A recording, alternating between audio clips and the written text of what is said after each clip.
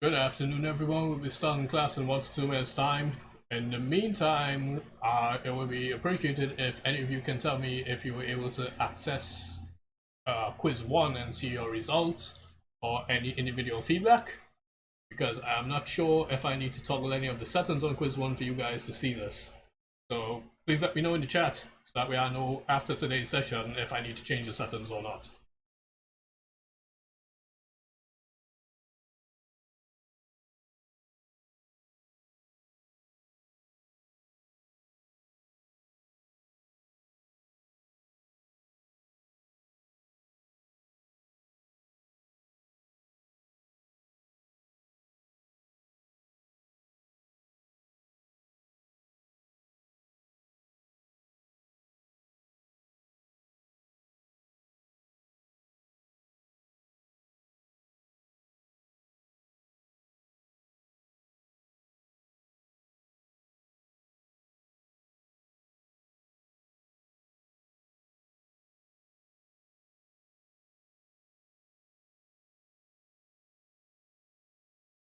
Okay, thanks. So I'll make a note here to know that I need to change those settings so that way you guys can actually start seeing the feedback for quiz 1.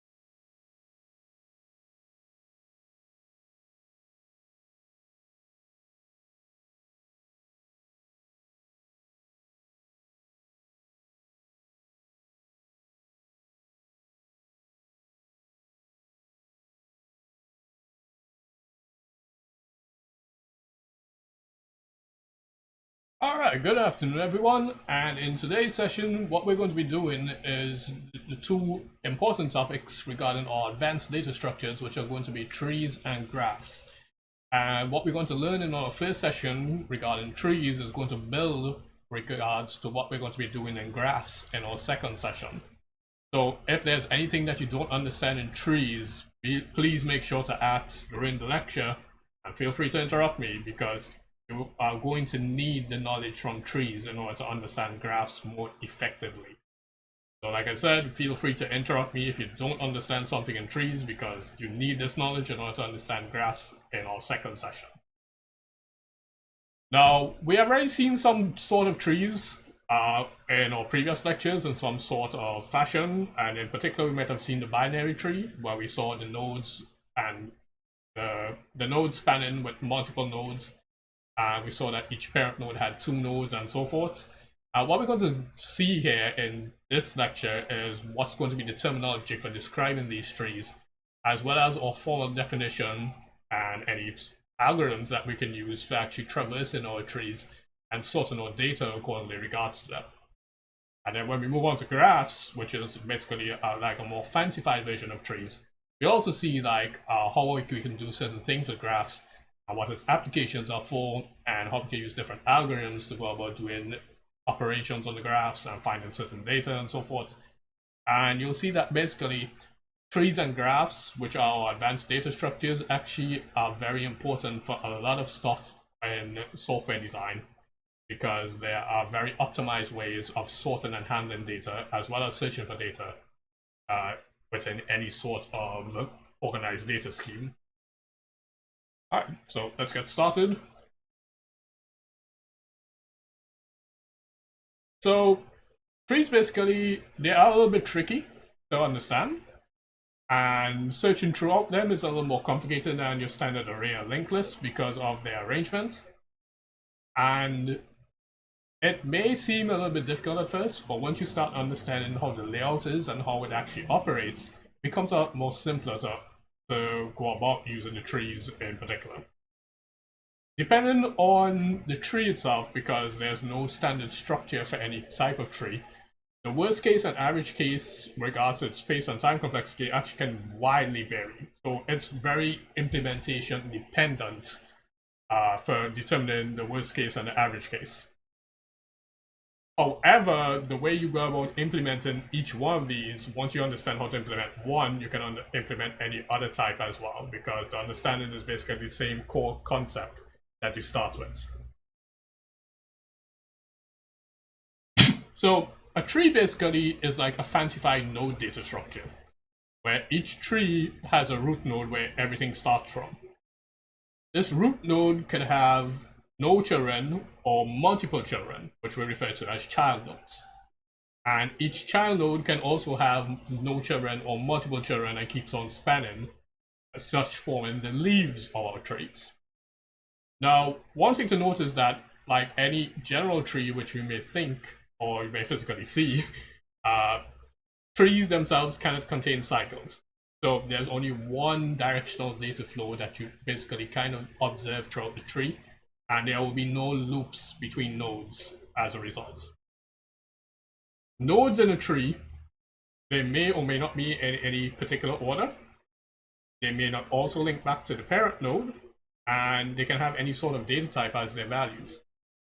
Meaning that when we start physically seeing what this looks like in a visual format, all these explanations here will match back to what we just explained. So if we consider the root node here being our starting node as the value 10, we're able to split this into a left subtree and a right subtree. If we draw this accordingly,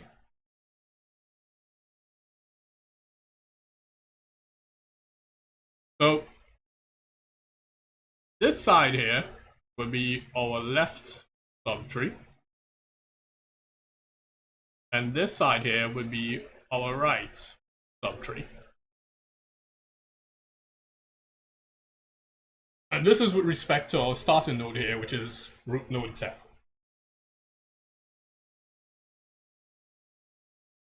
So anything here that's on the left subtree would be these nodes that are the left of our root node. So it will be 5, 1, and 6. Similarly, anything for the right subtree will be anything to the right-hand side of our root node, which will be 19 and 17. Now, note the order in which I'm going in. I'm going downwards by counting each node here at their appropriate levels and then moving to the next levels. And this is going to be somewhat important as we keep on going on through explaining how trees operate. The other thing to note is that in the left subtree here, all these elements are less than 10. And in the right subtree, all these elements here are greater than 10. Similarly, if we watch for one of these children nodes, so if we are watching at 5, the child node of 5 here, which is 1 on the left hand side, is less than 5. And the child node of 5 here, which is 6 on the right hand side, is greater than 5. So this particular order we see throughout, representing our trees in particular. Similarly, 5 and 19 here are children nodes of 10, which is where 10 is also referred to as the parent node. And 1 and 6 are children nodes of 5, where 5 is the parent node of these two nodes. 17 here is also a child node of the parent node 19, and so forth. 1, 6, and 17 here are referred to as leaves because they have no further existing connections linking to other nodes throughout except their parent nodes. So any leaf that you see in a tree has no children nodes. So basically this represents the end of our tree as a result.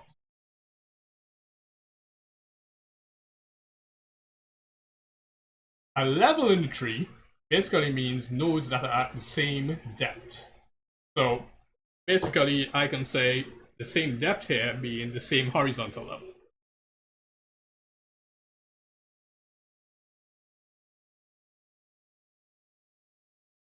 So I can say this here is at level 0, this one here is level 1, and this one here is level 2. The height of a tree is going to be the longest downward part from a node to a leaf. So it can be from any node here to any leaf that you have within the tree. So if we say what's the height of node 5 here, this would be from 5 to any leaf here. So that height here is going to be a difference of 1 level, so that's going to be 1. If we say what's the height of 10 here, the height of 10 here is going 1, 2, is a difference of 2 levels, so that height there is 2. So that's the height of a node in the tree.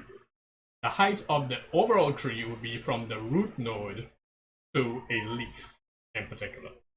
So the height of this entire tree here is going to be a difference of 2 levels. So we are 0, 1, and 2.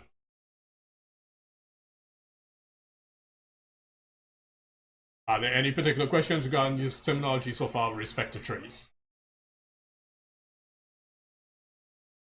No, a tree does not only have 3 levels. This is just for an example. A tree can actually have multiple levels. So this is just a simple example to illustrate the terminology that we're seeing so far. But it's possible for trees to have like 10, 20, 100 levels, thousands of levels, and so forth. Because trees themselves can actually get very complicated in their data structures.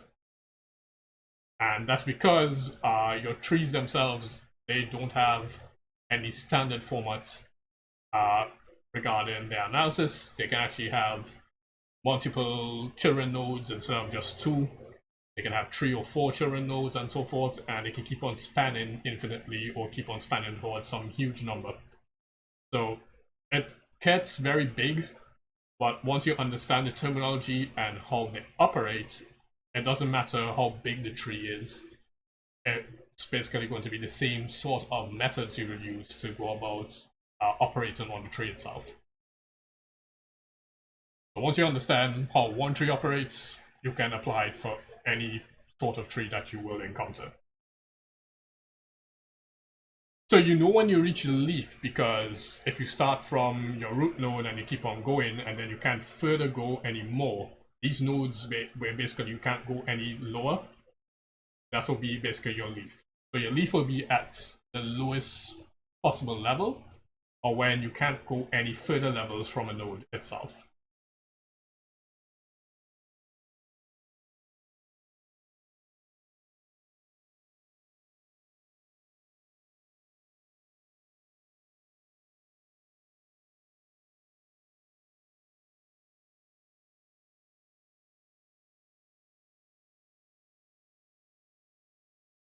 Alright, any further questions on the terminology here?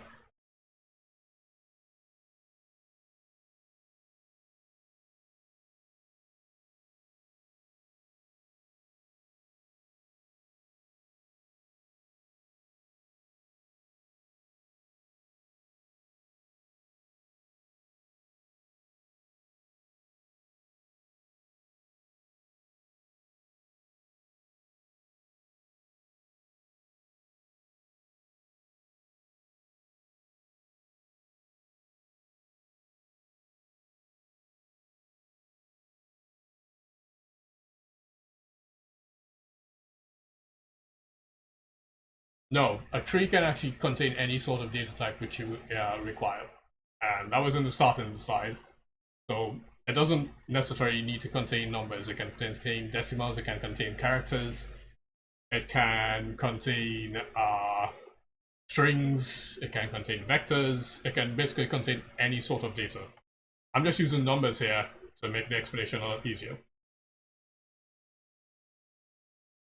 Yeah, sure. So the height of a node in the tree is that you select any node within the tree and then you go down towards a leaf. And the difference in levels would be the height of that node. So if we try to find, okay, let's say the height of 19 here, we go from 19 to any available leaf that is connected to. And we see here that, okay, the leaf here is 17, and this is at level 2. And the difference in levels here will give us the height of 19, which is 2 minus 1, which is just going to be 1. If we wanted the height of 17 here, because 17 here is already at a leaf, then there's no height here, so the height here is just going to be 0. Similarly, if we said we wanted the height of node 10 here, we can go from 10 here towards any direction towards any available leaf, and then we just do the difference in levels to figure out what's going to be the height. So the height of root 10, this node 10 here, is going to be from 10, so that's level 0, then level 1, level 2, where it can be any leaf here, and then just 2 minus 0, which is going to be 2, regarding on the height of our node here. So the height of a node represents any node within the tree towards any leaf that it is connected to. The height of the tree would be the longest path you can take from the root node towards an available leaf. So basically, your direction of the tree here, it goes down. And you'll be starting, so this will be like your start. And then any of these here will basically be like your ends, because these here are your leaf nodes. The start here is like your, oops. Do that? No, I can't. Alright, so don't worry, I'll draw it back. So your start here is like your root, and then your end here are your leaves. And then that was level 2, level 1. This here was level 0.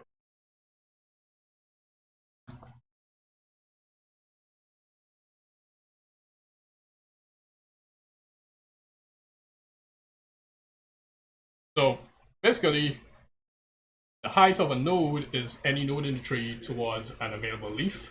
The difference in levels will give us the height. And the height of the tree will be from the root node to any leaf node where you can take the longest path available. So for instance, let's say, and I'm just illustrating here just to explain this, if this 17 here connected to some other node, and let's call this 8, then the height of the tree here would be the longest path you can take, which will be from here, which will go this way, and here, and then here.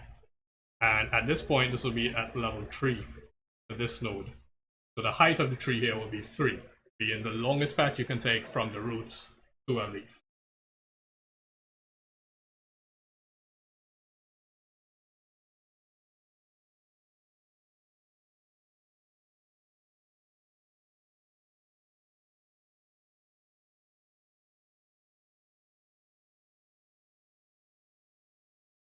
Right.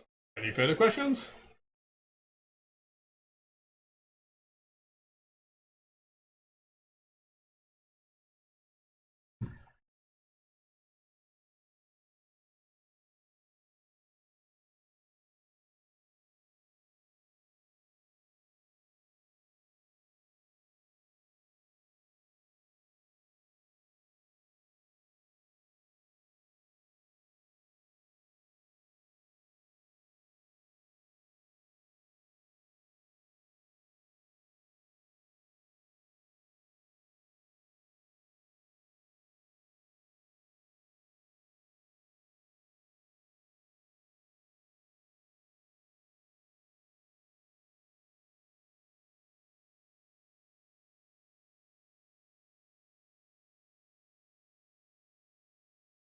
Alright, doesn't seem like we have any further questions at this point. Alright, let's move on.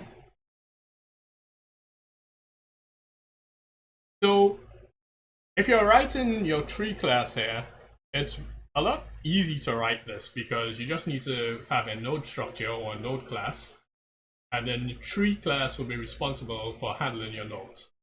And it's very similar to how your linked list class structure operated, where you had a struct for your node, and you had a class for the linked list.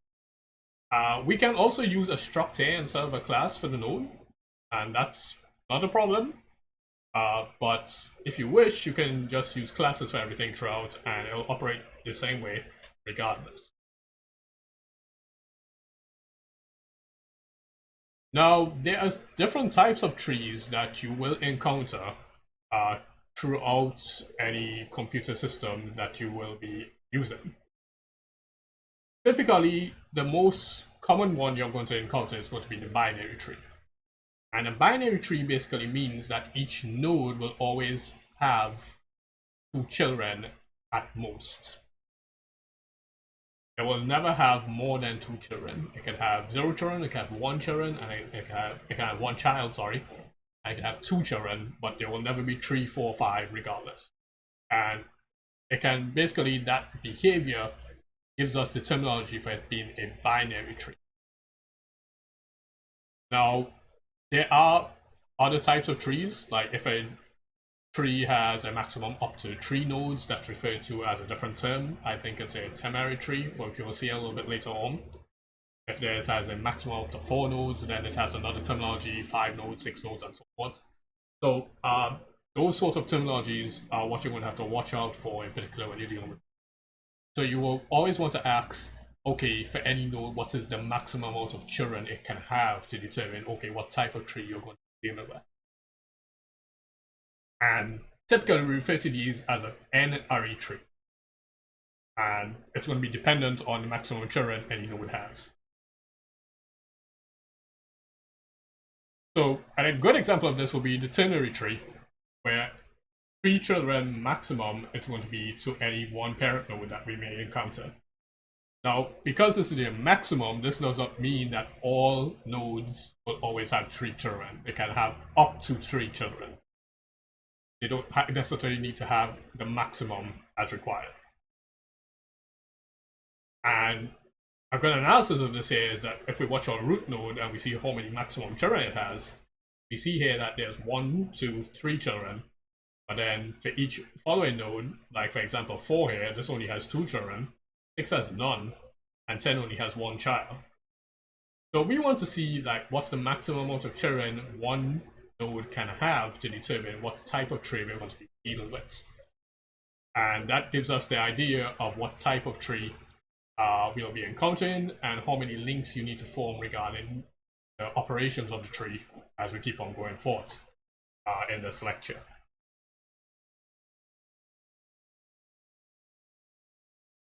Now, let's say if you try to use a tree to represent a bunch of phone numbers, and we can basically see, like, for example, I hope no one dials this number. I'm not even sure if it's still in operation.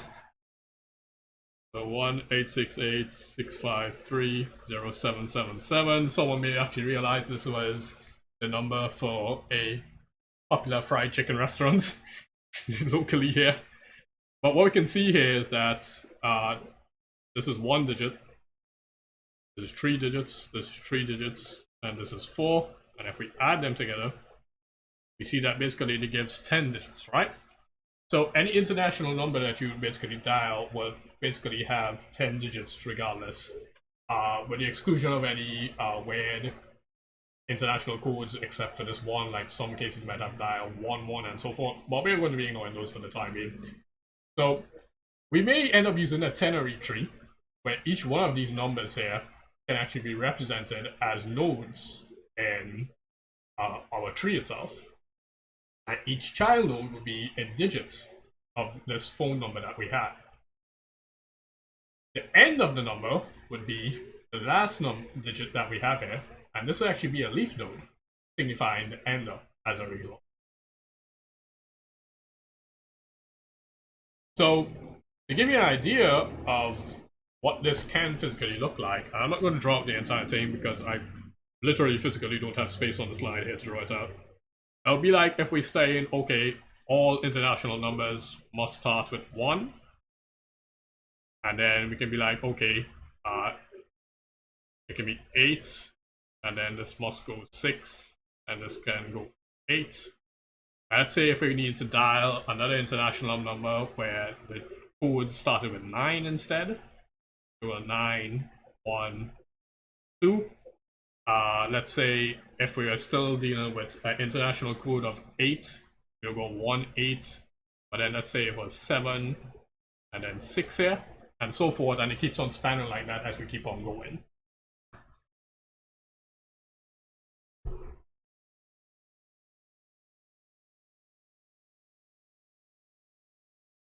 Now, there is a difference that we need to distinguish between a binary tree and a binary search tree.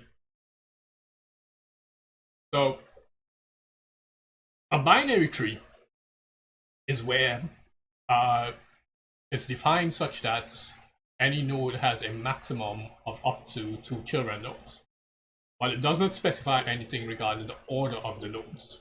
So a binary tree is basically where the nodes can follow any order throughout the entire thing. A binary search tree, on the other hand, is where the order is specified regarding how the nodes are to be laid out in the tree. So what we saw at the start of our lecture, where we had the left subtrees and the right subtrees, where everything left hand was less than the root node and everything right hand was more than that root node, that actually was an example of a binary search tree. And that's given by these two equations that we have here. Basically, all left descendants must be less than or equal to the end node, which is basically your root, and anything on the right hand side as a result must be more than that end node as a result as well. And this must hold true for every node n in our tree. So, hold time. Which one of these trees is a binary search tree? Left, right. And ask this once the poll comes up, and let's see how you guys respond.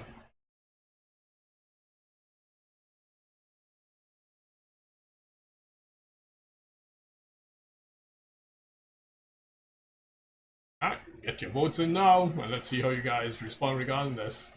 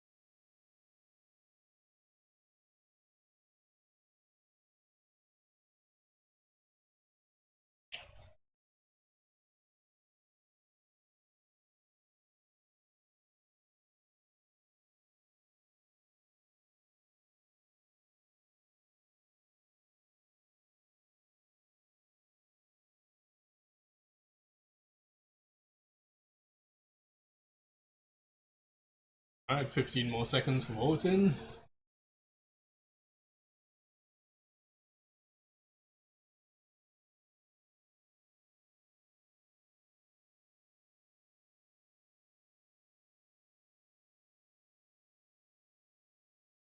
Closing off the poll now.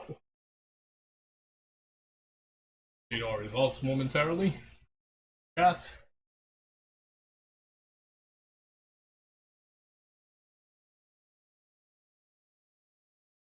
Alright, so the majority of people voted for left, and yes, the left tree is a binary search tree, where the right tree here is just going to be a binary tree. And the reason for this being is, if we watch here, 12 and 10 here, they don't match up regarding our rule here, but the left descendants must be less than equal to n less than equal to the right descendants. So this 12 here, if we need to include it, it would come like if we redrew this tree and we had 8, 4, 2, and then we have 10, 12, and 20 as a result.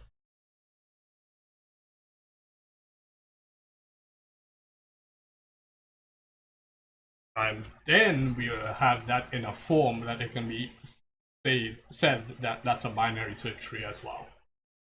So you need to pay particular attention to these sort of things when you're identifying a binary tree and a binary search tree as a result. Right. There's also, let me go back. Right, okay, yeah, I'm on the right slide. There's also another terminology that we need to pay attention to, which is referred to as balanced and unbalanced trees. And we watch the height of the tree here in order to figure this out in particular. Now, a balanced tree would be where the height of the left and right subtree of any node will not differ by more than one level. If they do differ by more than one level, then you have an unbalanced tree. So a good idea of this is that let's watch on the left hand side here, which is a balanced tree, and then we're going to work on the right hand side here, which is an unbalanced tree, right? So df here is going to be the difference in our levels as required as we're going to be operating. So 1 here is our root node, and then we have our left subtree and our right subtree here from 1. The difference between the left subtree and the right subtree here, if we watch at this level here, if we consider this level here to be our 0th level, because we're dealing with the subtrees,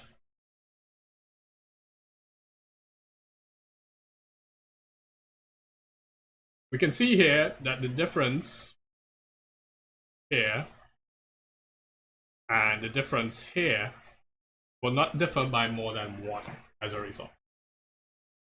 So we're basically okay regarding this. However, when we go to our unbalanced tree, and we're going to be watching our left and right subtree as a result, and we're going to be watching here, here, and here. If we're on the same level, there's no difference. But when we go on different levels, then we're going to see that, okay, here it's going to be a difference of 1. But then if we go from here to here, that's going to be a difference of 2. And as a result, because we have that difference of 2, this tree here is unbalanced. So that's what we need to watch out for regarding our analysis here for balance and unbalance. Because if this here is going to be, let's draw this here, our left subtree, this here is our right subtree. This here can be at, just basically say that's level 0, level 1, and level 2. Because our right subtree here is at tree is at level 0, and our left subtree here can go down to level 2, this tree here is unbalanced because of that difference in levels. So that's what you need to pay attention to when you're describing your balanced versus unbalanced tree. Any particular questions regarding this? Ask now.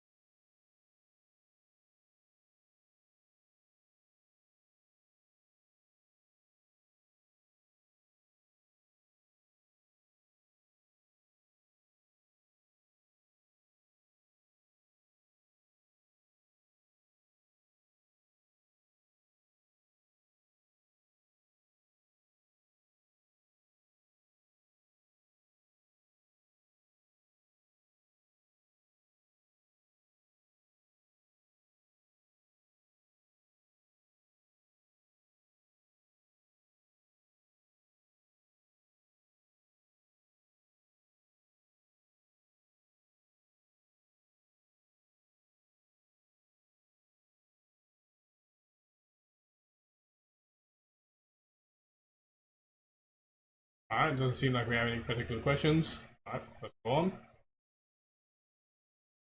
So, a complete binary tree would be where every level of the tree is going to be fully filled to its maximum amount of nodes except for the last level. All leaves do not necessarily, yes, all leaves, no, actually, sorry. It's not necessary that all leaves will have a difference factor of 0. The difference factor of 1 in some cases here, what you're seeing, is basically represented between two connected nodes. That's why I did the analysis independent of the connected nodes. So it's like saying, okay, from this node to this node, there's going to be a difference factor of 1. From this node to this node, there's going to be a difference factor of 1. But from here to one of these other nodes here, that's a difference factor of 2 and so forth. So you can ignore these difference factors here that are annotated. The explanations I gave you is actually the more concise way of actually doing the analysis. Because you're going to be focusing on the left subtree and the right subtree in order to do the analysis. And the reason why we say subtrees here is because, remember, this makes reference to your start node. Everything on the left of the start node is going to be the left subtree. Everything on the right of that start node is going to be the right subtree as a result.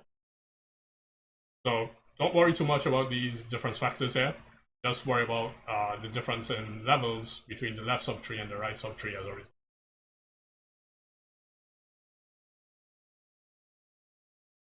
So a complete binary tree would be such that where we have every level of the tree except for the last level will have the maximum amount of nodes that's allocated towards it.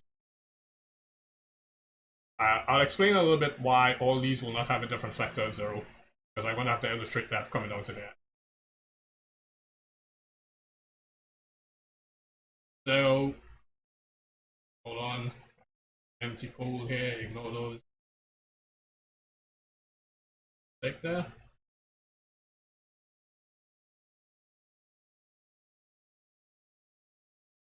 Get this up. Alright. Looks like my mouse is misbehaving. Alright, give me a second, guys, just some technical difficulties. Alright, there we go. And that's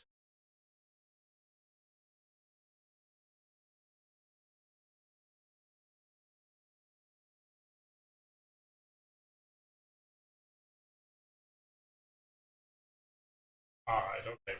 Alright, so I won't bother with the poll here because I'm having a little bit of technical difficulties with my mouse. So basically, if we watch on this slide here, on the left-hand side here,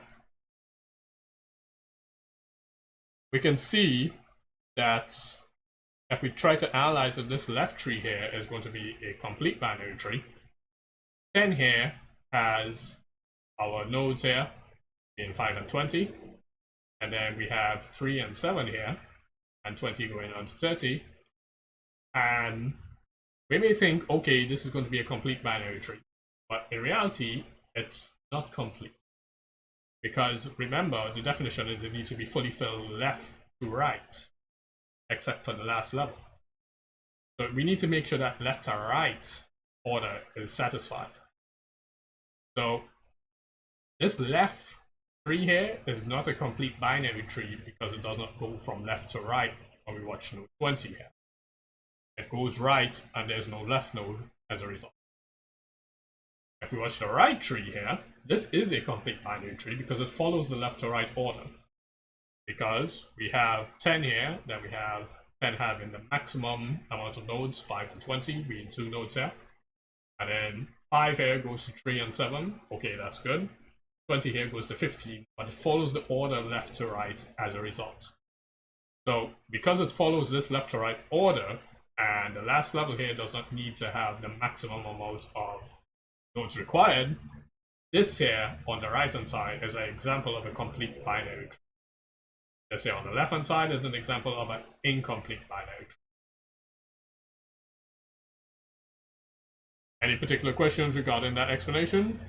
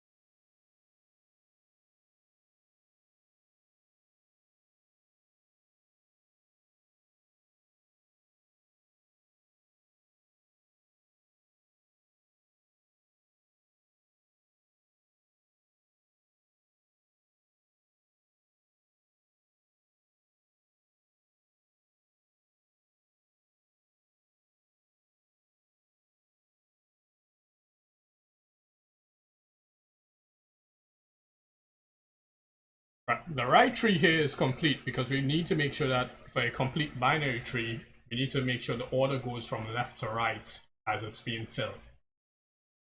So the right tree here is completed because if we watch 5 here, we have 3 on the left hand side and 7 on the right hand side. Same thing if we watch 10 here, we have 5 and 20. This will be in a binary tree. That means the maximum amount of nodes, 2 except for the last level here. And then if we watch node 20 here, it needs to go left to right for its children nodes. So the left node here is 15, but it doesn't have a right node. So that's okay, because it follows that order left to right. So yes, 3, 7, and 15 here will be the last level. But what we need to pay attention to is the order at which the level here is being filled. And it needs to be filled from left to right from its parent node. The reason why the right hand side here is not, sorry, the left hand side tree here is not filled from left to right is because if you watch 20 here, instead of this being filled left first and then right, it fills right first and there's no left. And because that order is not maintained, the left tree here is not a complete binary tree.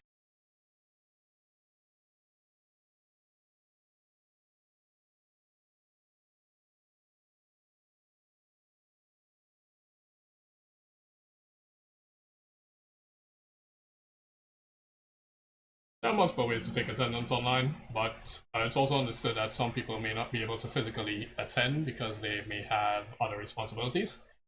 So the metrics also show when people access the replays afterwards, so they still attend the class in some form or fashion.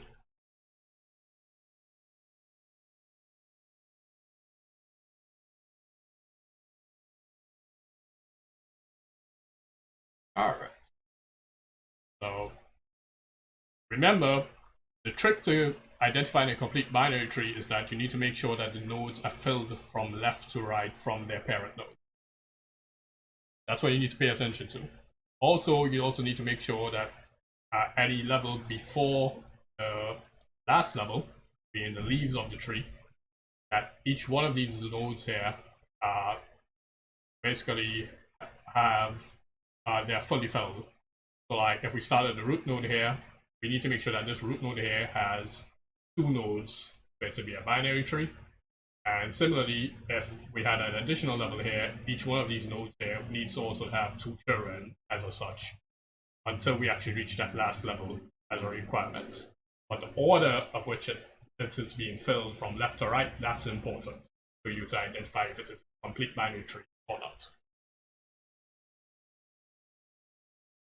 Right. A full binary tree would be that every node has either 0 or 2 children.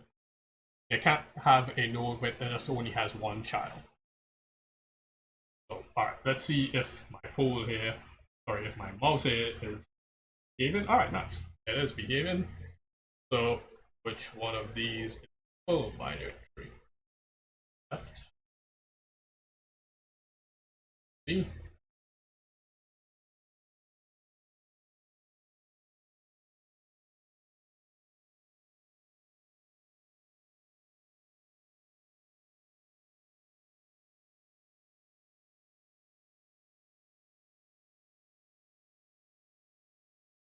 Alright, we got to pull it up. Let's see how you guys respond. Votes in.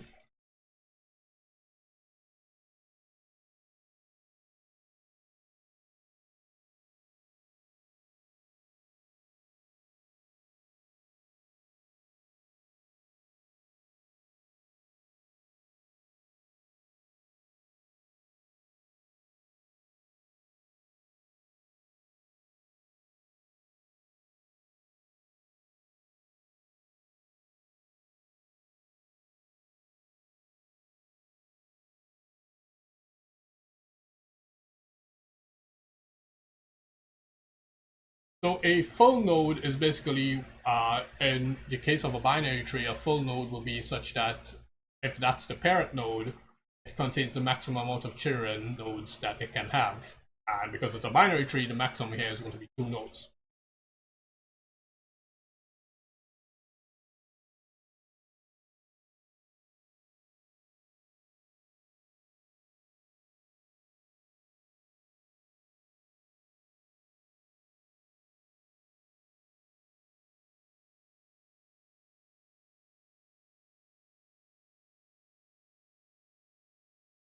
Yes, it is based on the type of tree.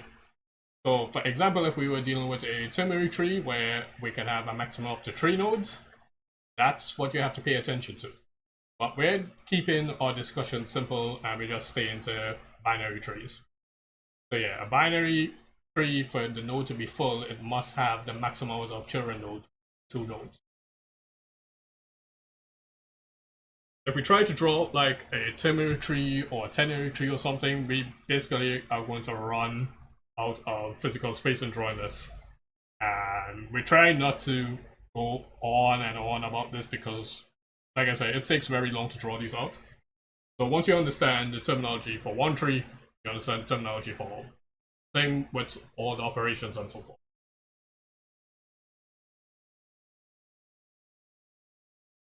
So yeah, that's a nice explanation where binary must have 2 children to each node and ternary must have 10 children to each and so forth. But remember, this is a maximum of.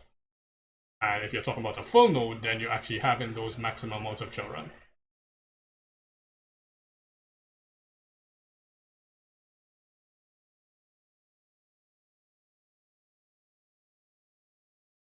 Alright, 15 more seconds for voting.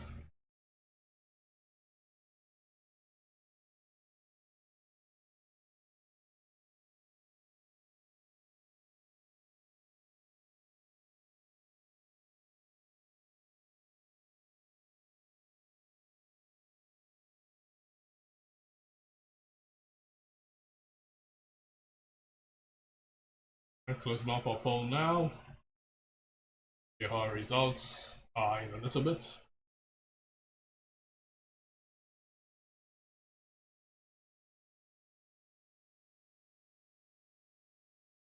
Alright, so once again, the majority answer is correct, where the right tree here is going to be a full binary tree, and the left tree here is not a full binary tree.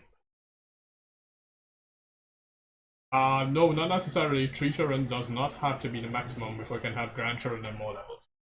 It does not absolutely have to. Depending on the type of tree you're dealing with, then it may have to. So like for your complete tree, this will be the case. And for a full tree, yes. But for other types of trees, no, that's not necessarily the case.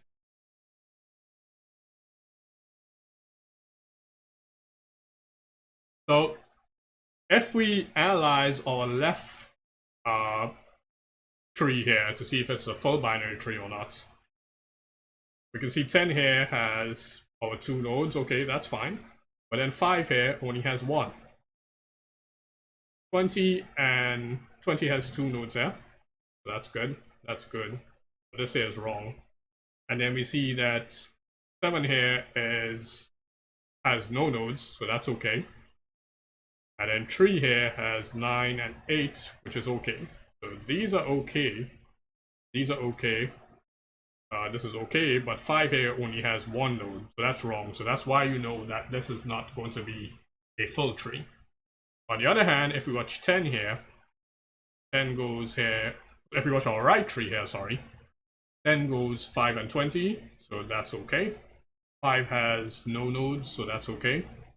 20 here goes 3 and 7, so that's fine. 7 here has no nodes, so that's fine. And then 3 here goes 9 and 18, so that's fine as well. And 9 and 18 has no children, so that's fine as well. So this one is okay. This one is not because of that 5 node here only having 1 child.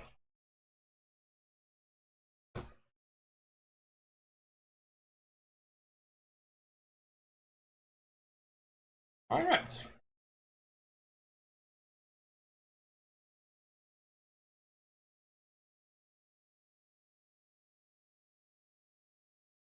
So a perfect binary tree would be basically where you have a tree that is both full and complete.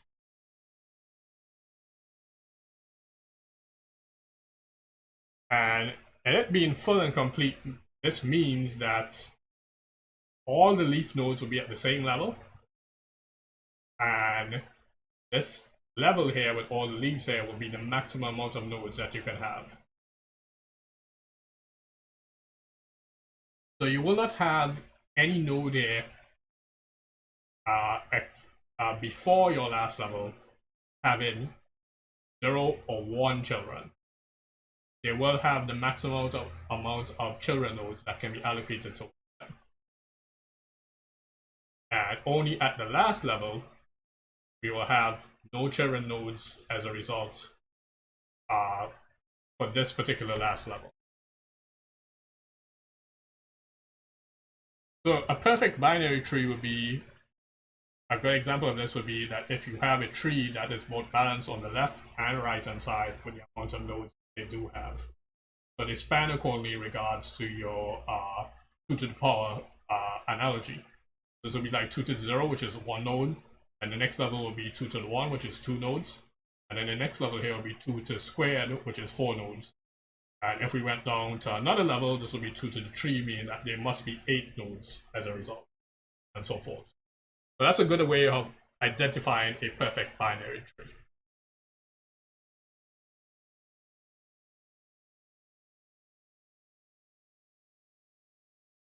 Now, in traversing your binary trees, there are going to be 3 types of traversal that you need to pay attention to. And typically, when you see these traversal methods, they are always implemented using recursion because it's easier to implement this recursive techniques than an iterative technique. And it also helps because in an iterative technique, you're also going to have some knowledge of how much depth the tree has. Whereas in the recursive technique, you don't need to have this knowledge beforehand, and you can actually just rely on recursion to actually figure this out for you as a result. So the in-order traversal is that where we go such that we visit the left branch, then the current node, and then the right branch. And as a result, it visits these nodes in ascending order. Now what we're going to see here is that we have the in-order traversal code. These 3 lines of code here are just going to be reordered for each one of these traversal methods. And all we just need to basically know is what's going to be the order for each one of these. So in order goes left branch, current node, and then right branch. And it does this in ascending order as a result.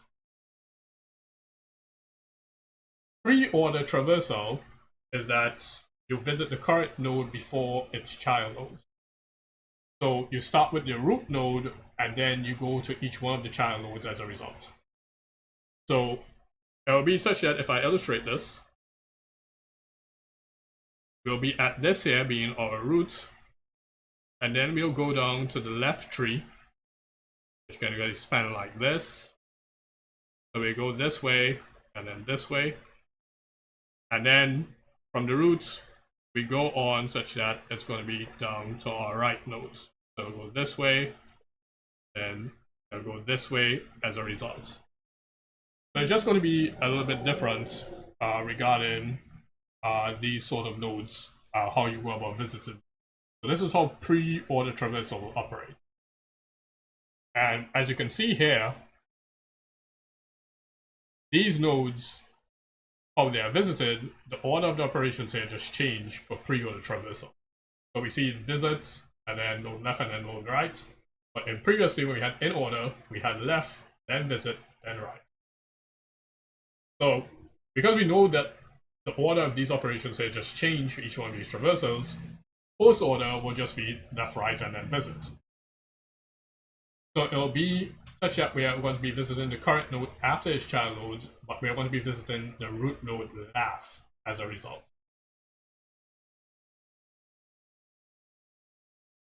And it's just basically, you just change the order of which these operations just run to get these different types of traversal. So are there any particular questions regarding in-order, pre-order, or post-order traversal?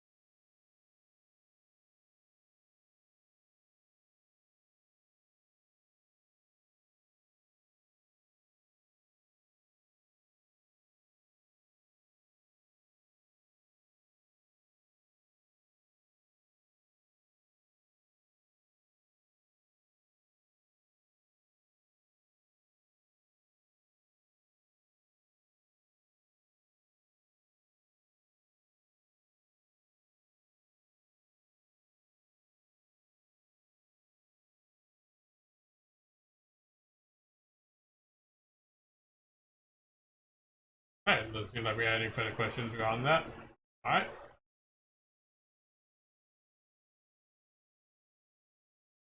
Now the last thing that we need to pay attention to here is something that we're going to refer to as a binary heap. And they're also referred to as minimum heaps or maximum heaps. So we don't need to know both of them, because basically a minimum heap is just going to be the reverse order of a maximum heap and so forth. So a max order heap, or a maximum binary heap would be such that the elements would be in descending order. But for a minimum order heap, the elements will be in ascending order instead. So a minimum heap will basically be a complete binary tree that we're going to be observing, where each node is always going to be smaller than its children. And as a result, the root node will be the minimum element possible within the entire tree. So a nice example of this is that if we watch here, and we watch all the children nodes because they're going from the children nodes up to the roots, you see that, okay, it's going to be 55, then 90, and 87. 55 and 90 here follow the order such that the left side of 50 is such that, sorry, I'm saying this wrong. This follows a complete tree that we basically see in here. So we can basically see that we have the biggest values here at the base, and then the smallest values as we keep on going on upwards throughout the entire tree. And there's going to be two key operations for the min heap, which is going to be the insertion of a node and to extract the minimum value. And we basically can see here that the extraction of the minimum value is going to be quite easy because the minimum value is always going to be the root node of the entire tree. But insertion here is going to be a little bit tricky because we need to figure out how do we insert this node and we place it accordingly in our minimum heap tree as a result. So in inserting a new node, we always start at the bottom of the tree. And we always start at the rightmost spot in the tree to maintain the property of the tree itself, meaning that it's a complete tree. Then, in order to make sure we figure out where this node is going to be placed, and in order to maintain the ordering of the minimum heap, we keep on swapping the new element with its parents until we find the appropriate spot where it actually needs to be. And the entire runtime of this is going to be of a log n complexity, where n is going to be the number of nodes in the heap itself, until we actually find the actual spot.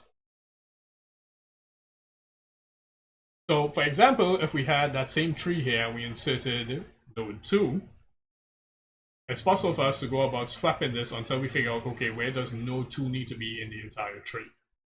Now, at a simple glance here, because we can see that 2 here is going to be less than our root node, we know 2 needs to go on top here as a result. But in shuffling these nodes, what's going to happen to these nodes that are in order for 2 to be swapped accordingly as a result? So, because 2 here is on the rightmost side because of our insertion, and we need to swap it with our parent node because it's less than the value of our parent node, we do this swap here first, so with such that we swap 2 and 7 here as a result. And then we do a comparison here with 2 to our next parent node, and we see, okay, it's still less than. So we do the swap here again, make sure that 2 goes on top here as a result. And then finally, we can just do a general check to see, okay, is 2 less than any previous values that we have? Was it at the root node level?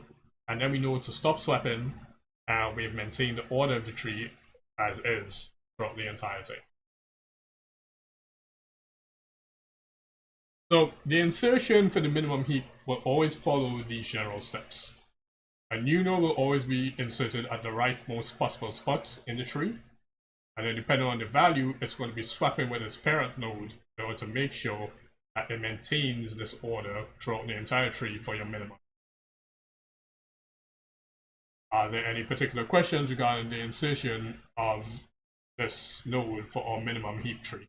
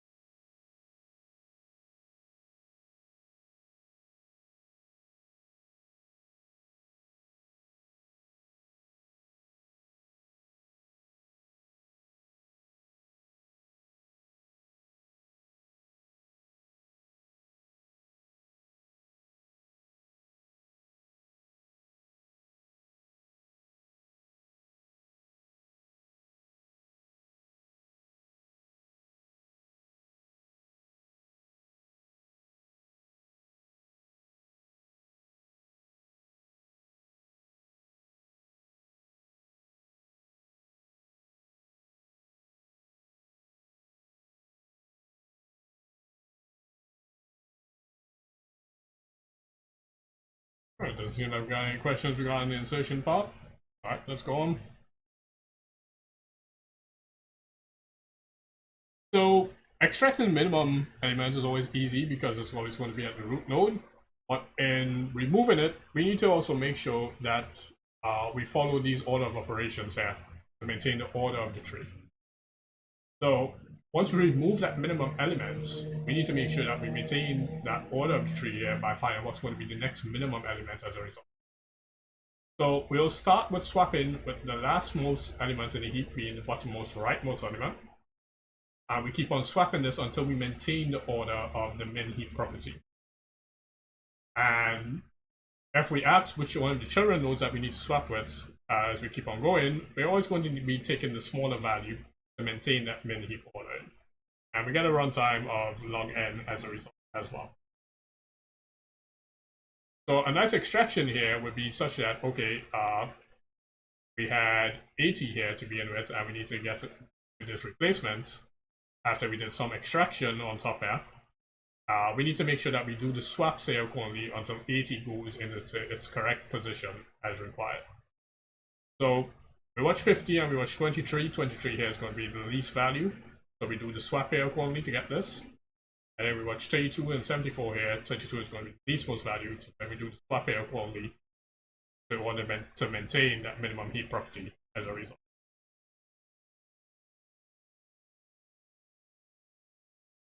The last sort of data structure that we have to deal with trees is also referred to as tries, which is a prefix tree. And this basically deals with characters instead of numbers, where each part down the tree may actually represent a word in a dictionary. And tries in particular are useful for dictionary lookups, especially when you're trying to watch for any particular words that you may be trying to predict or and so forth. So that nice word prediction that you have anytime you're doing some sort of Google search, the basis for that actually is a prefix tree or a try for it to try and predict what you're trying to type. And the implementation is it uses a special type of node, or it uses a type of Boolean flag within the parent node to figure out, okay, where does we need to go about finding out what you're trying to type. So, like I said, tries are basically used for like your predictive texting or your predictive languages, such that it tries to figure out what word you're trying to basically type in particular. And it uses hash tables to speed up its operation to see if it's going to be a valid word or not. However, it cannot tell us if the string is a prefix of any valid word before that.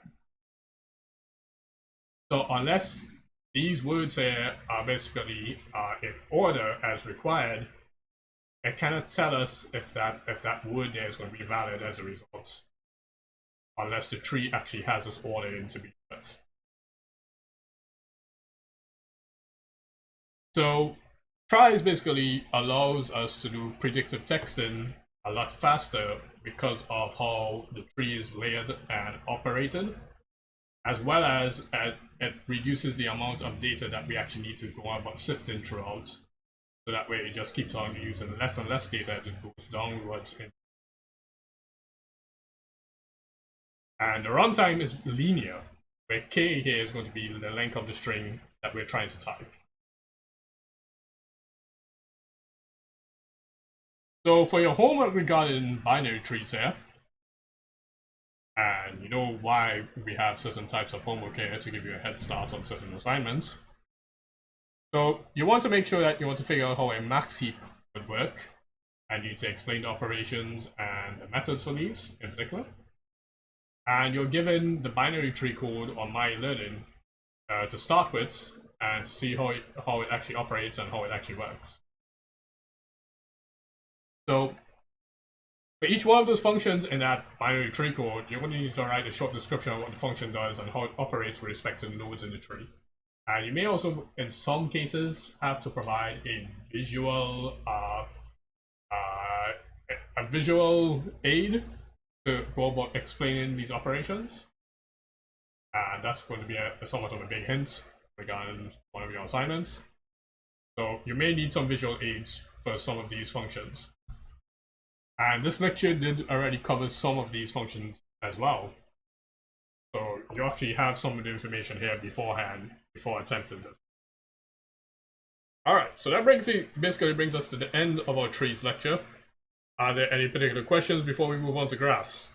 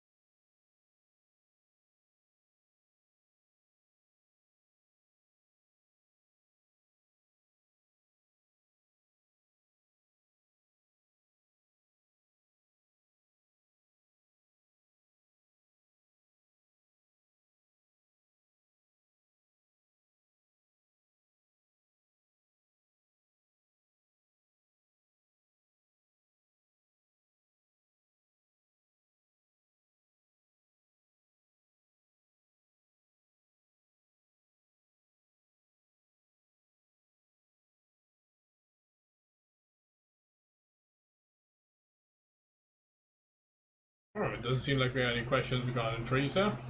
Let's go on to our next lecture. Graphs. Now, graphs here is going to be somewhat of a long lecture, so I don't expect that we're going to be completing this entire thing today. So we'll reach up to a certain point and then we'll stop regarding our graphs lecture, and then in Wednesday's session we'll complete the lecture as a result.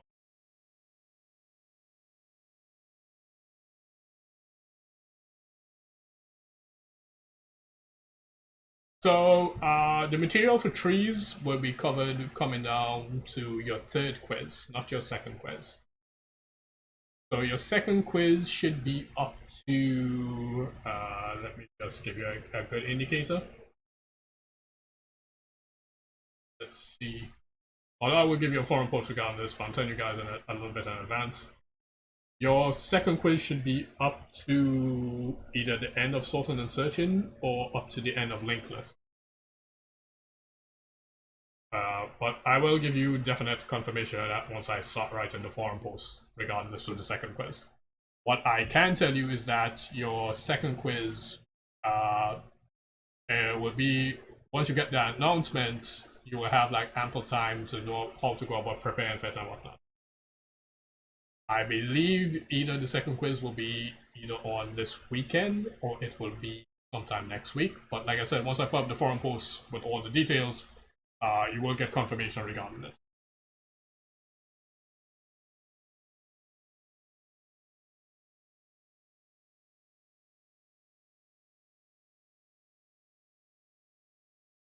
Yes, it is possible for a try that you can have many null nodes for trying to figure out what word is going to fill in as a result. You saw that in particular when we had all those star nodes in illustration representing the end of a word or basically a sort of null as a regardless of how you went about traversing it.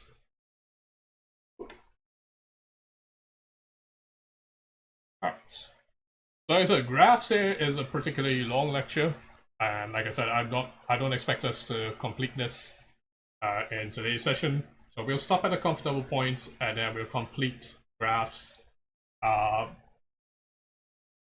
in Wednesday's session and finish that topic in particular. Yes, you will be able to see your quiz 1 feedback before the second one. I did ask this at the start of today's session if you were able to see the feedback, and people responded that they weren't able to.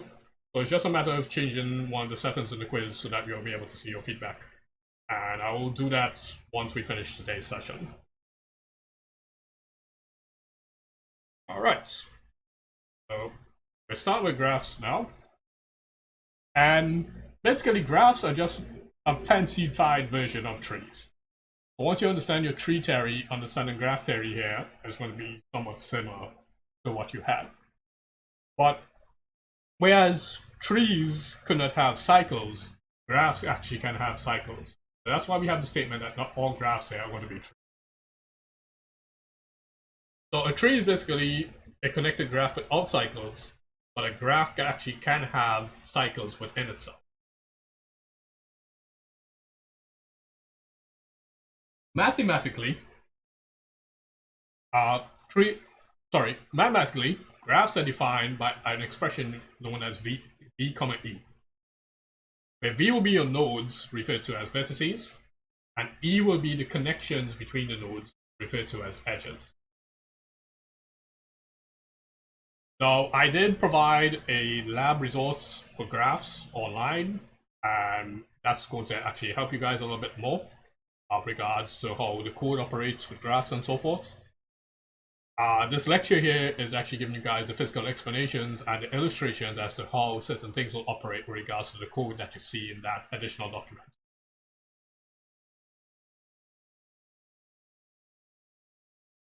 So if we watch an example graph here, a vertex will be our node, where we have 3 letters for each one of the airport codes here in our physical example. An edge will represent a connection between nodes. And the edge here basically has a weight. This weight here would be our mileage of the route between 2 particular airports. And we can have multiple different connections between nodes, as we can basically see here, by any sort of graph that we're dealing with.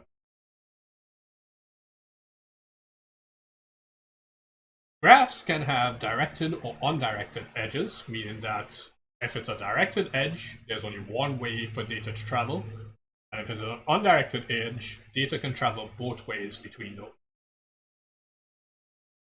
It's also possible that where we had, for trees, we had subtrees. Graphs also can consist of subgraphs. And such that once we have any pathway between every pair of vertices, we refer to this as a connected graph. It is possible for us to have isolated sections of graphs where we don't have any pathways, and this is also referred to as a disconnected graph. Graphs differ from trees because it's possible to have cycles where you can loop back to a particular node. An acyclic graph has no cycles and is basically a type of tree that you also can encounter. But remember, graphs differ from trees because they actually can contain cycles.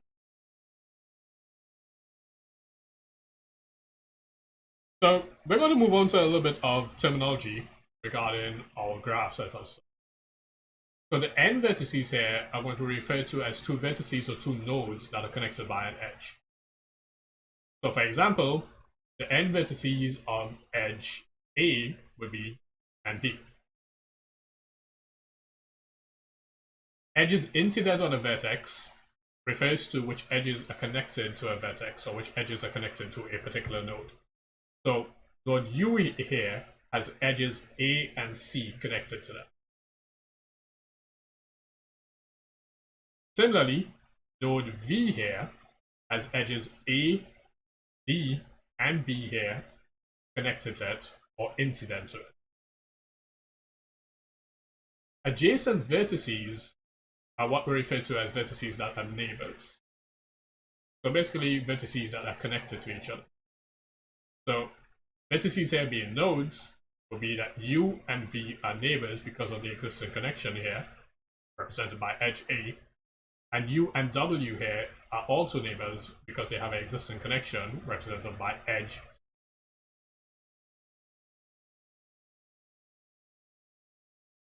The degree of a vertex or a degree of a node refers to the number of connections that a vertex or node has.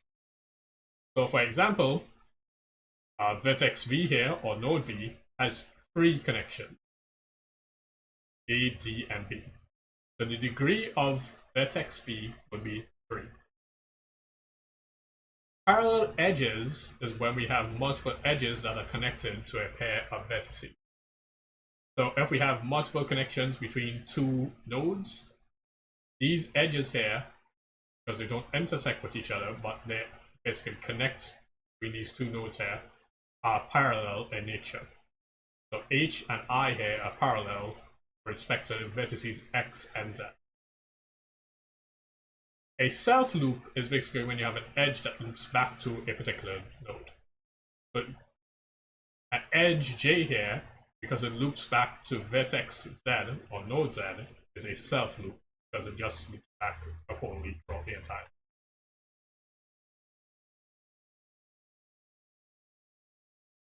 A path refers to as a sequence of alternating vertices and edges where we have a start vertex and an end vertex. So for instance, if we wanted the path between U to Z, this can be U, A, V, B, X, H, Z. It can also be U, A, V, B, X, I, Z. And then to make things a little more complex, we can go U, C, W, E, X, I, Z, and so forth. Listen all the possible paths that are required for any connection between U and Z. But any path is basically okay. We're going to see later on why certain paths are going to be better than others. In particular, what we're going to be encountering a shortest path algorithm. And we'll see how that operates later on.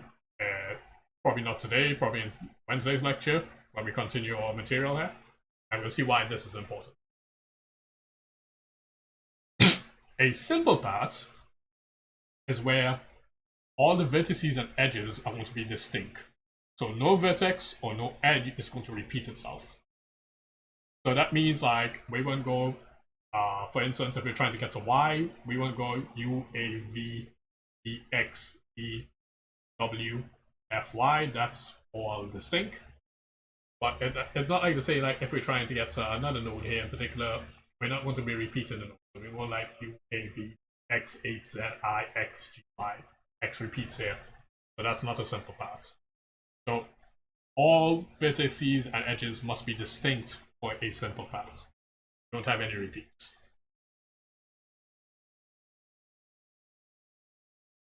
A cycle is where we have a circular sequence of alternating vertices and edges. So a cycle basically represents any sort of loop that we can form within our graph. So if we try to loop back to U here, we go U, A, B, D, W, C, U. That's going to be a cycle. Similarly, we can have U, A, V, B, X, W, C, U. That's also another cycle. And we keep on going on. Similarly, with the simple path, the simple cycle will be where all the edges and vertices are going to be distinct in nature as a result. And we have no self-contained loops throughout the entire thing. All right. So before I go on to anything else regarding graphs, are we clear on the terminology used here for each one of these in our explanations? If there's something you don't understand regarding any one of these terminologies, feel free to ask now.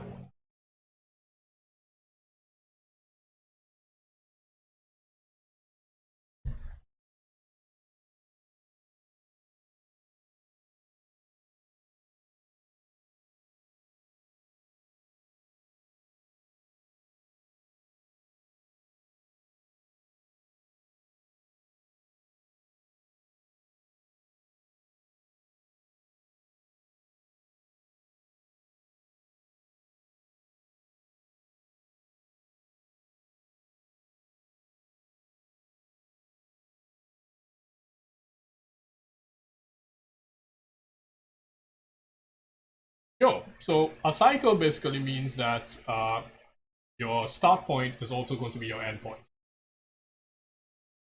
So, for example, we can have U, A, V, D, W, C, U. And we can also have U, A, V, B, X, E, W, C, U. For a simple cycle, we don't have any repeat nodes or any repeat vertices other than your start point. So for example, we can't go U, A, V, A, U. We can't do that. That's not going to be a simple cycle because it comes like with a repeated A twice.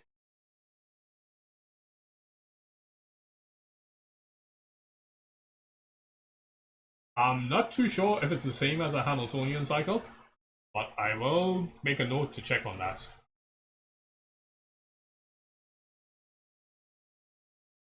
Just down here.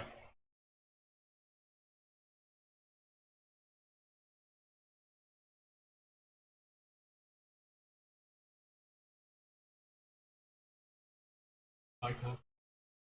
So I'll check that for you, and I'll put a forum post regarding this.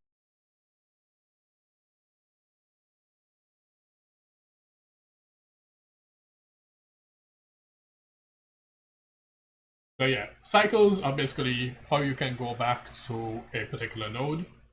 A simple cycle would be that you have distinct vertices and edges except for your start point regardless. So UAVAU will not be a simple cycle because edge A here repeats itself. But if you go UAVDWCU, this is a simple cycle because you have your start point and your end point here being, and no point in between the start and the end point repeats itself. So no edge and no vertex repeats itself.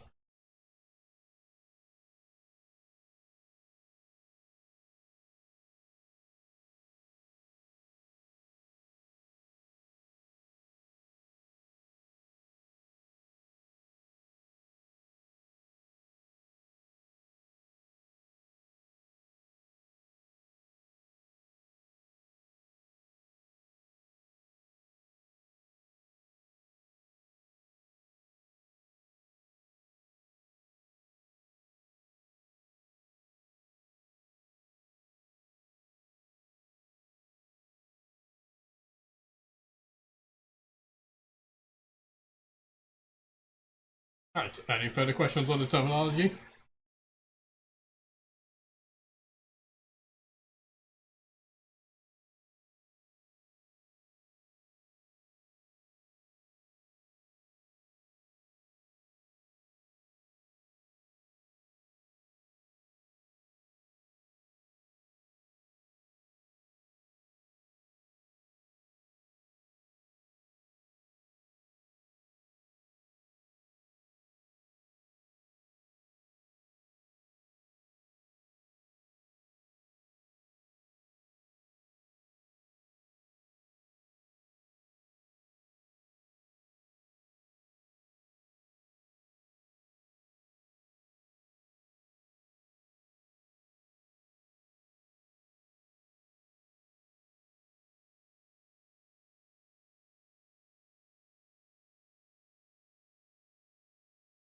Alright, doesn't seem like we have any further questions regarding this.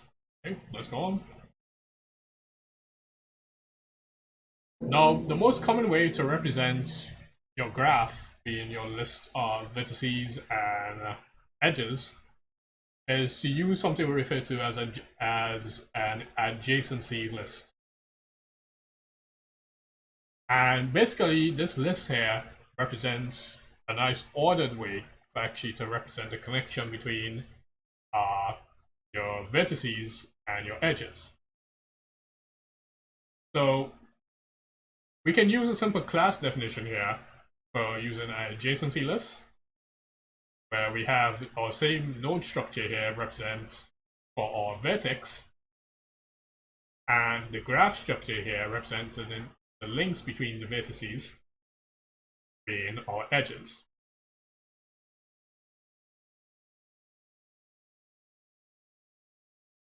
So we need to use the graph class here, and it's in particular the reason why we're using that graph class is because it's not necessary that you can reach all the nodes from a single node.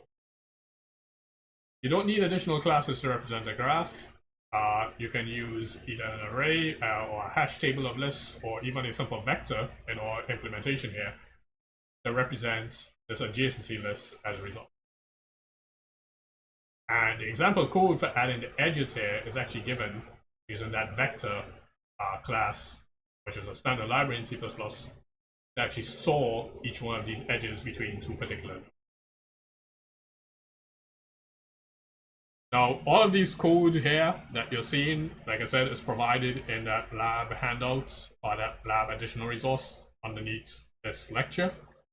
So I do encourage you guys to go and look at that and try it out and watch it back when we are reviewing this lecture. See how the adjacency list works as a result. It's also possible, instead of using an adjacency list, you can also use an adjacency matrix, where you can indicate an edge from node I to node J, and you actually can have a weight within the matrix indicating what's going to be that weighted of that edge. One thing to note though is that for an undirected graph, your adjacency matrix will be symmetric, but for a directed graph, it not necessarily is going to be symmetric. So I'm going to give you an example here of how this actually works, is that you list out all the nodes here in order of their particular values as the row and the column of this adjacency matrix. And then for each possible edge between the two, you look for the intersections within the matrix to see if that edge actually exists. So like, for instance, 0 and 0, there's no edge in between that, so that's going to be 0. But in between 0 and 1 here, we do actually have an edge. So we represent this as 1 here, indicating yes, an edge actually does exist. Between 0 and 2 here, if 0 is our start node and 2 is our end node, an edge does not exist. So I'm just going to illustrate this on our matrix. So these here will be start nodes. These here will be end nodes. So the reason why this here is 0 is because we're watching from 0 here to 2, and that connection does not exist. So that's why we get a value of 0 there as a result. Similarly, between 0 and 3, there's no connection whatsoever, so we just put a 0 here. However, if we watch our starting node here being 2, and our end node here being 0, there is a connection. That's why we put a 1 here to represent. So these 1s here represent where edges exist between the vertices, and the direction of the edges are also important by listing which part of the matrix here are going to be start, part is going to be end in regards to our nodes or vertices. It's also possible, instead of this being 1s and 0s, the 0s can represent no edges or no connections, and instead of having 1s here, we can actually have the physical weighting of each one of these edges. But it's also particularly important that we pay attention to if these values here for our vertices represents the start, or if these values here represents the start instead. Because either this row here or this column here, you need to specify if it's going to start and which one's going to be end in order to have your order within your adjacency matrix.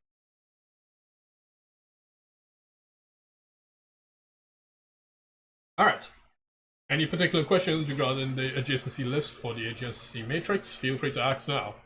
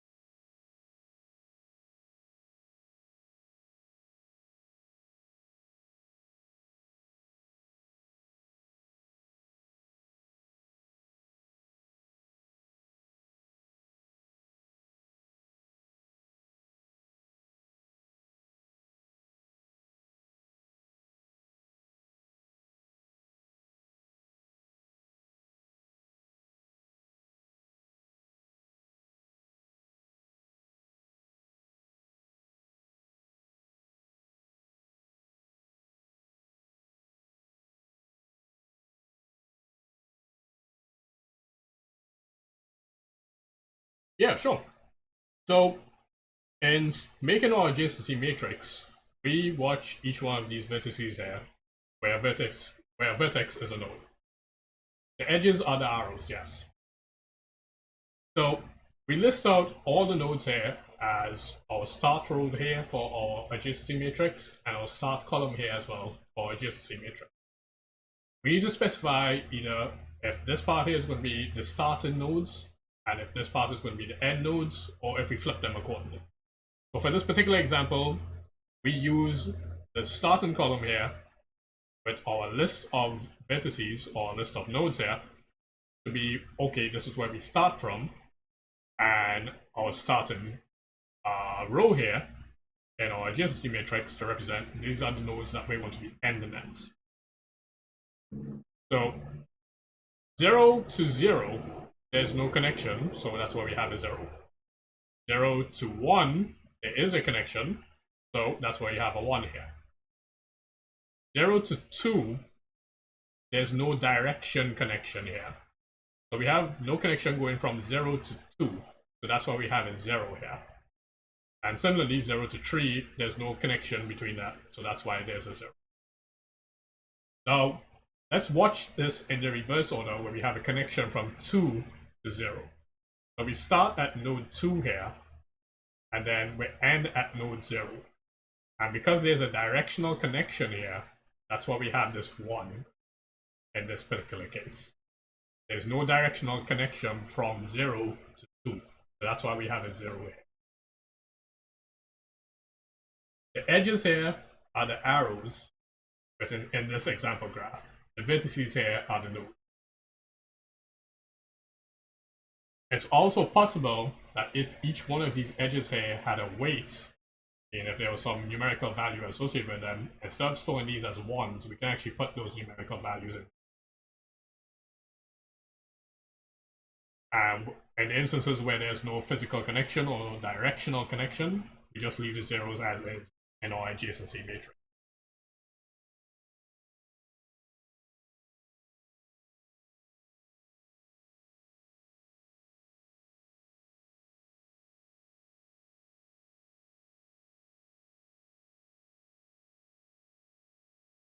So the adjacency matrix is just a really fancy way of us simply stating what physical connections are possible between our vertices in our example graph, where these physical connections are the edges that connect each vertex to one another.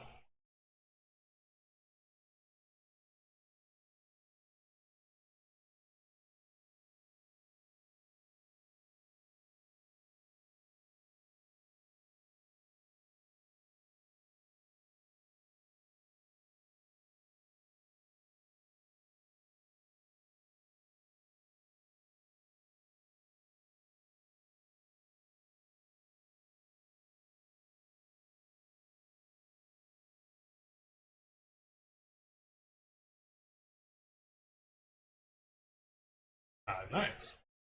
Any further questions?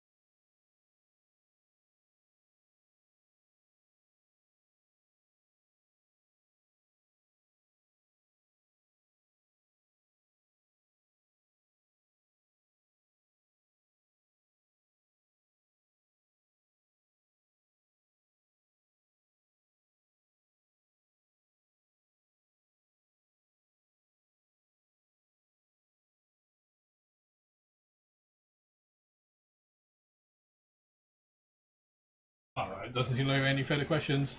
So, depending on how you implement your graph, you can use the adjacency list or the adjacency matrix. A lot more people prefer the adjacency matrix because it's a lot easier to work with. But it really depends on your style and how you intend to implement your graphs. In some cases, you may end up encountering somebody who actually did implement it with an adjacency list. So it's a little bit important that you understand how each one of these operates. even though the adjacency matrix is a lot easier to understand than the adjacency list. Alright, so there are two common ways for us to actually go about searching a graph, and there's going to be referred to as breadth-first search, or BFS, and depth-first search, which is also DFS. We're going to be looking at each one of these in turn because it's required that we know how each one of these search algorithms work. So for breadth-first search, or BFS, we start at the root or any other node that we select to be our root, and we explore each neighbor before we go on to any of their children. As such, we go wide first before we go depth. So it comes like if we start at 0 here, we go 5 and then 1, and once we exhaust, and then 4, and once we exhaust all those, we then move on to 1, 4, and 5, and then we do a search there accordingly for each one of these connections, and we keep on going as such. So we do a wide first search, exhaust all the wides, and then we go on to the next depth or the next level, and then we do that search at that level, wide again, and we go on to the next level and we keep on going and repeat it. So for example graph here, we're going to see how this actually operates step by step. The assumption for BFS is that you may think it uses a recursive technique. And this actually is quite wrong. It doesn't use a recursive technique. It actually uses a queue structure that we saw in our previous lectures last week. So anytime when you're implementing breadth-first search, always use that queue. Do not use a recursive method. Use that queue, because that queue is going to make your implementation a lot simpler and easier, and a lot easier to track what you're doing regarding breadth-first search. Depth-first search, so I was giving my explanation here regarding breadth-first search. So breadth-first search is that we start at node 0 here, and then we go node 1, node 4, and node 5. And we exhaust all our links here for node 0 as a result. We then go on to our next possible level that can actually exist. So we see 5 doesn't really have any connection, so we ignore 5. We then go 1 and 4, so we then have to see what physical connections actually do exist. So from 1 here, see that we go to 3, and then we can go 2, and then we can go 4 as a result. But we already visited 4, so we don't need to go back to that. So that's how we go about doing breadth-first search. So the order in which these nodes are visited represents the order in which you go about doing breadth-first search. Depth-first search is where you go deep first, and then you go wide. So you also start at the root node or any node that you select as a root, and you explore each branch completely before you move on to the next possible branch. So a good example of this is that, okay, let's say we start at node 0. We go at node 1, and then we explore how deep this actually can go. So node 1 can go to node 3, and then to node 2, and then node 3 here can also go to node 4. And we've explored all of these nodes here already. So the next node from 0 here is that we just need to explore 5. And we basically finish depth-first search as a result. So it operates in, I won't say the reverse order of breadth-first search, it's just that the order is different, such that depth-first search goes deep, then wide, breadth-first search goes wide, then deep.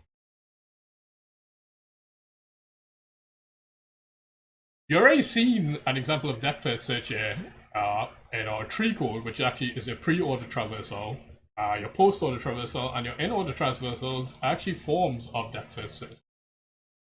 So that example code that you saw in your trees lecture can actually be applied here to your graphs to do depth-first search. Now, there's one key difference here for graph usage. You need to make sure that you check if the node has already been visited to prevent any revisits. And it's also possible that if you don't do this check and you keep on revisiting the node, you'll end up getting stuck in an infinite loop and you never complete that first search. So that's why it is impossible. That's why it is important to have this node tracker to keep track of it, so that way you don't revisit any nodes that you already have visited when you do in-depth first search. Now, each one of these search algorithms are used for different scenarios. The more popular one is going to be depth first search, because that's used to visit every node in the graph if you need to do a very exhaustive search.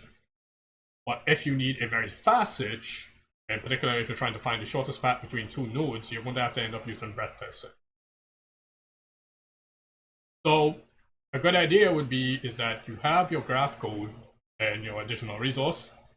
But even if you don't want to use the graph code, try using breadth first search and depth first search on your example graphs in the previous slides, and see how you'll find your path between node 0 and node 3.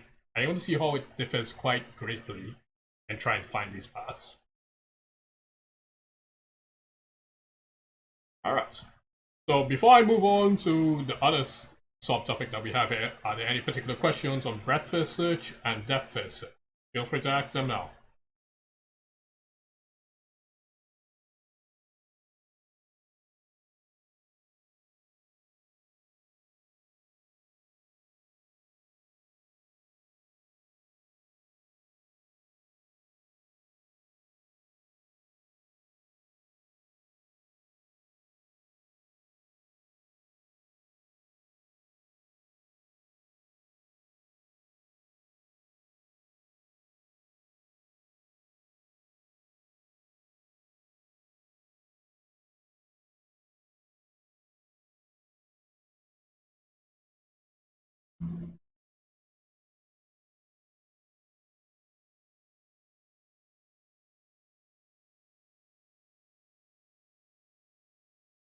Here.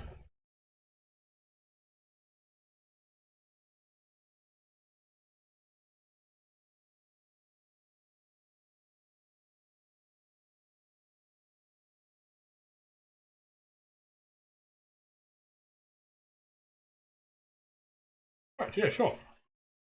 So breadth first search is where you go wide first instead of deep. So it's like we're at node 0 here being our root, and we want to explore what are all available connections from node 0 for first possible level connection. So it's like we're at 0, and then we want to see, okay, for our first link between 0 to any possible node or any possible vertex, let's see how many first links that we actually can have. So we go from 0 to 1, okay, that's a depth of 1, 0 to 4, which is a depth of 1, and then 0 to 5. So once we explored all available links of a depth of 1 from node 0, we then move on to the next depth, being that we will be at 1, 4, and 5 here. And we need to explore nodes that are connected to these at the next available depth required. So let's think about it this way. If I redraw my graph to show this, this is actually how it would be. So it's like if we're at node 0 here, and we have 1, 4, and 5. And this here will be level 0, this here will be level 1. So we already visited 1, 4, and 5 here. So 5 here doesn't go anywhere, so we don't need to do any more searching here. That ends here. 4, if we're at 4, 4 doesn't have any outgoing edges, so we basically stop here as well. 1 here, we need to check what's going to be our outgoing edges. So 1 here connects to 3.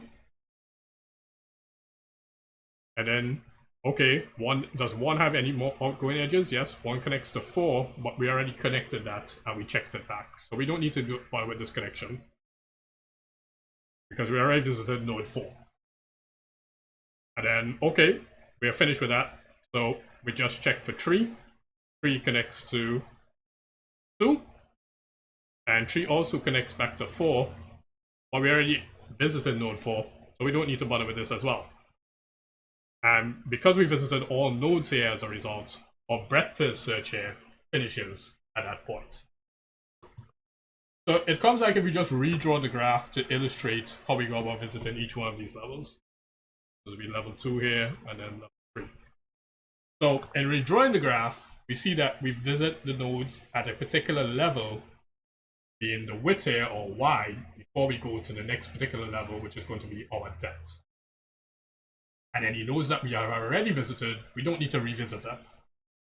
So we just ignore those links because we already visited those nodes, and then we just focus on the other possible links between nodes we didn't visit as yet.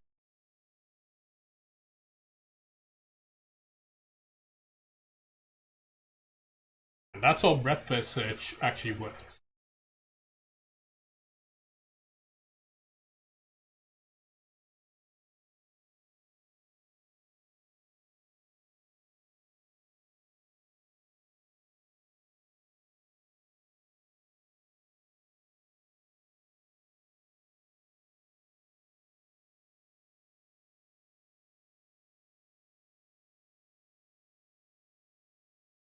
Right. Any more particular questions on BFS and DFS?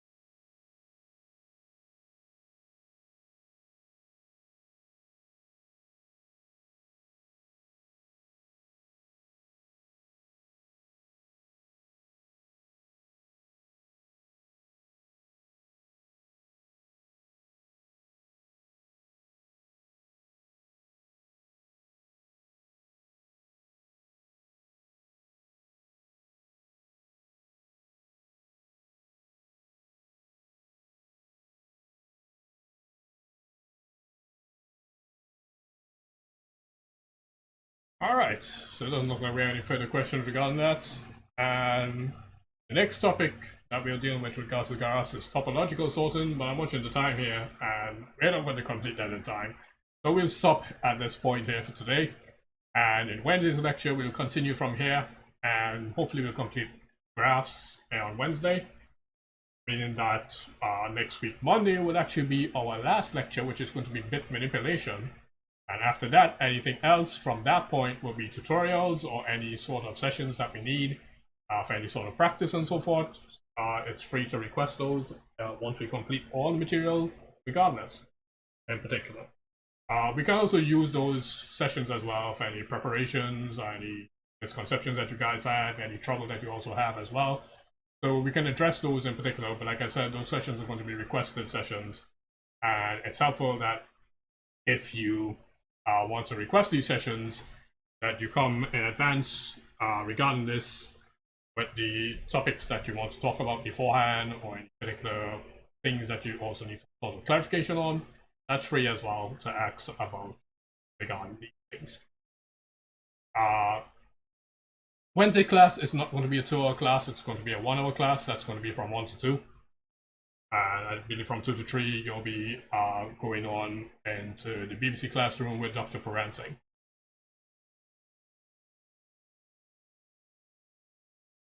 Alright, so like I said, Wednesday class is going to be 1 to 2. We'll be continuing here from topological sorting, and hopefully we will finish off graphs on Wednesday. If not, we'll go on into on next week Monday, and then we will be doing the last lecture on next week Monday as well, which is going to be bit manipulation, sorry. And once we complete all our covered material, any other further sessions will just be practice, or any misconceptions that we need to clear up regarding anything in particular. Alright, so If there are any further questions regarding the material of today's lecture, feel free to leave them down in the comments below, or you can write me accordingly, and I'll respond to you guys enough as well. I will make sure that I check up on that quiz and that Hamiltonian question that was asked in the lecture, as well as any other matters that came up as well. I will address them as well over the next few days or within the next few hours. But until then, take care, be safe, and I will see you guys on Wednesday. Later.